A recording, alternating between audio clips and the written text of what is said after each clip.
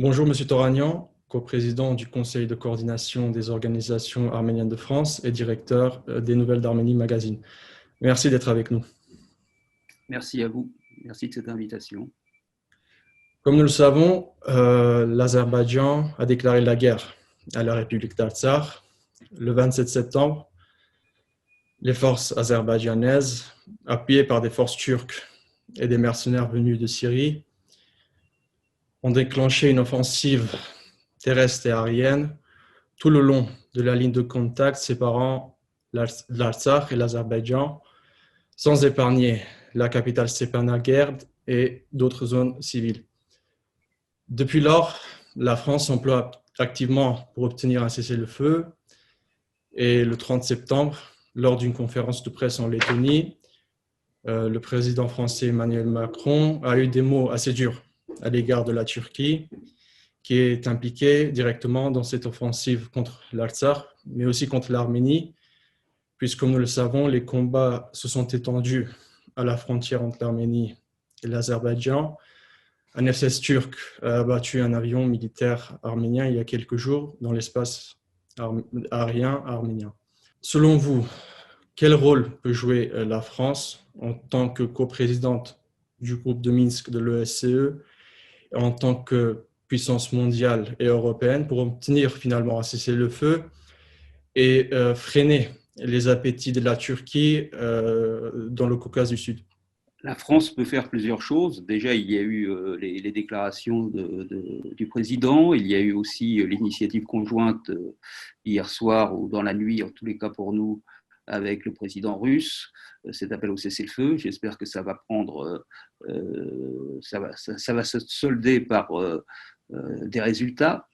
Bon, la France est à peu près, hélas, malheureusement, la seule aujourd'hui à s'exprimer dans les pays européens et même mondiaux sur cette question-là, à ce niveau de responsabilité, puisque c'est le chef d'État qui parle.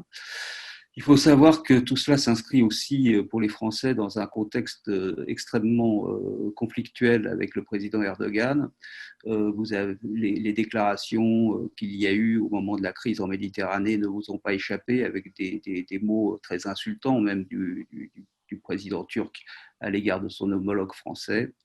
Je crois que la France peut avoir des leviers sur la Turquie, peut exercer des formes de représailles, au moins sur le plan économique et par l'intermédiaire de l'Europe.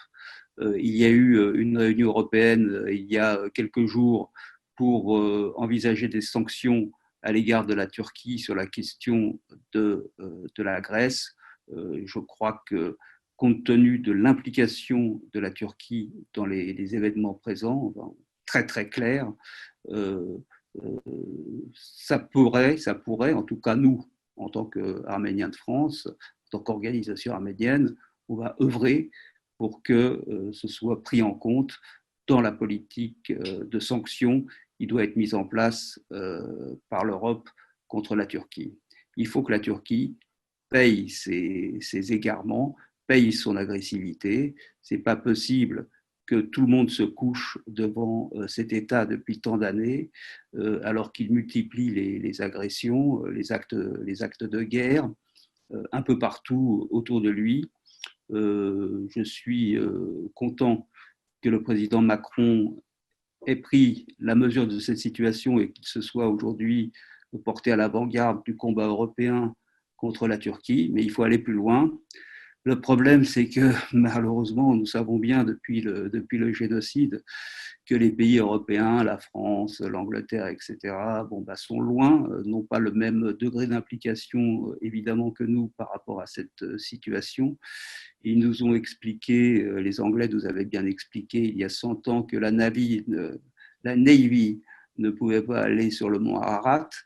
Donc, il ne faut pas non plus se verser d'illusions.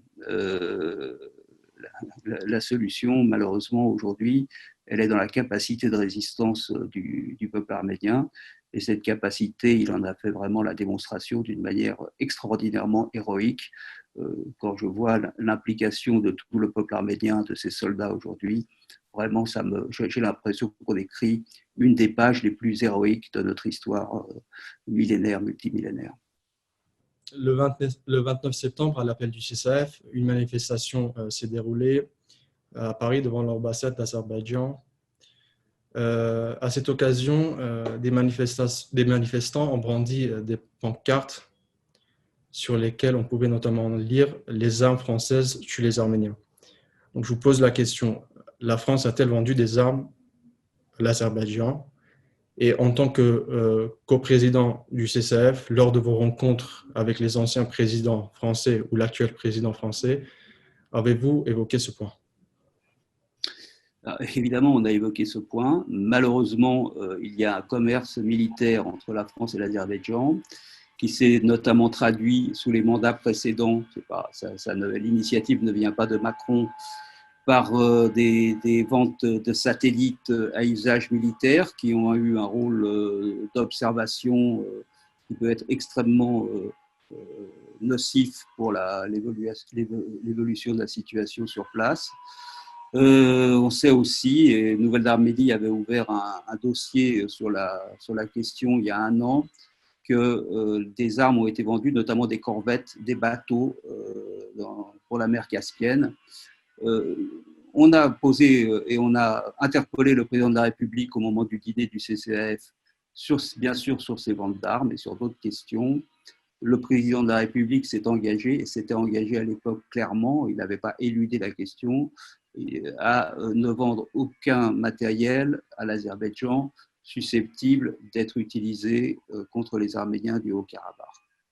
Voilà où est-ce qu'on en est. Maintenant, je ne suis pas dans le secret des dieux, je ne sais pas exactement ce qu'il en est de la réalité de ce commerce, mais sachez en tout cas qu'évidemment, nous sommes extrêmement attentifs et mobilisés sur cette question, et qu'on ne peut pas tolérer, évidemment, en tant que franco-arméniens, que des armes françaises viennent tuer nos frères au Haut-Karabakh.